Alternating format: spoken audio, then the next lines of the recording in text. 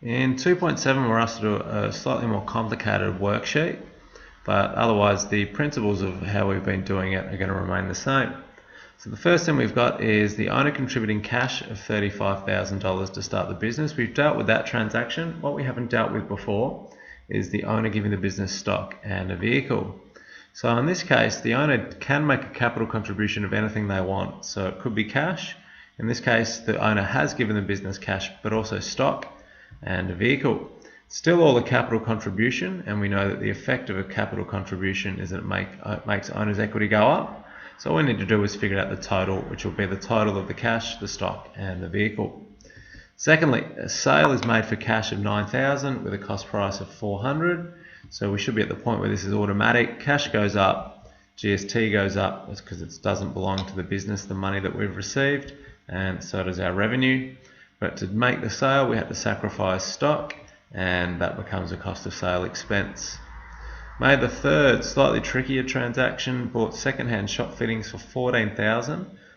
Doesn't mention GST, so if the question doesn't, then we don't need to apply it. And presumably that's because these shop fittings are second-hand. We've paid $4,000 to do it, which is a deposit, and the rest is due to a creditor called Colin Carpenter in 30 days. So first of all, I have a shop fittings asset going up $14,000, and to get it I had to pay $4,000. So the difference must be that I owe $10,000 to a creditor called Colin Carpenter. So we'll see that he's got his own column there, and that transaction balances. May the 4th, another cash sale, $3,000 plus GST with a cost price of $1,200.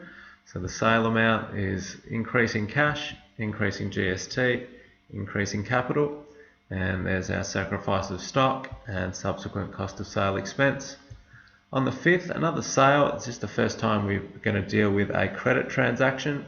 So this time the sale has been made on credit to Escatania for $2,000 plus GST with a cost price of $800. So instead of cash at bank going up like with the previous ones, it will actually be debtors, or the debtor Catania column in this case, that goes up.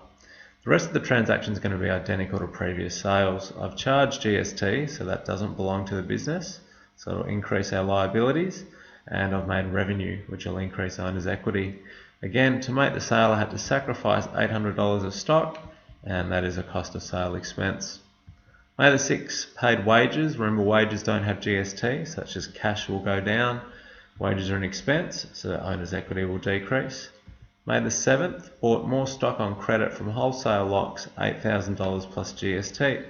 So the business has more inventory, $8,000, been charged GST, so that will reduce our GST liability.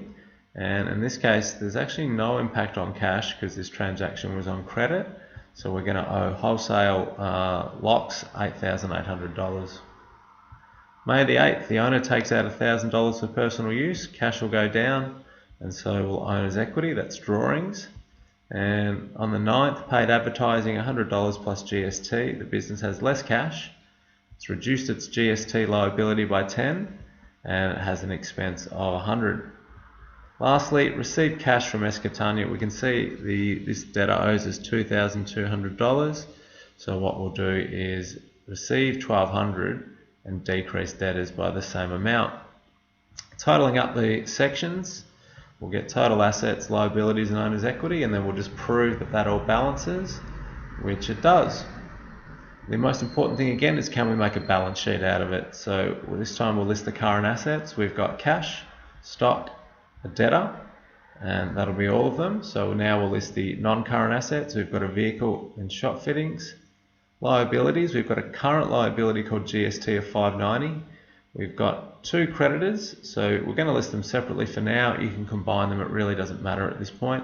We've got Colin Carpenter for $10,000 and wholesale locks for $8,800, and no non-current liabilities.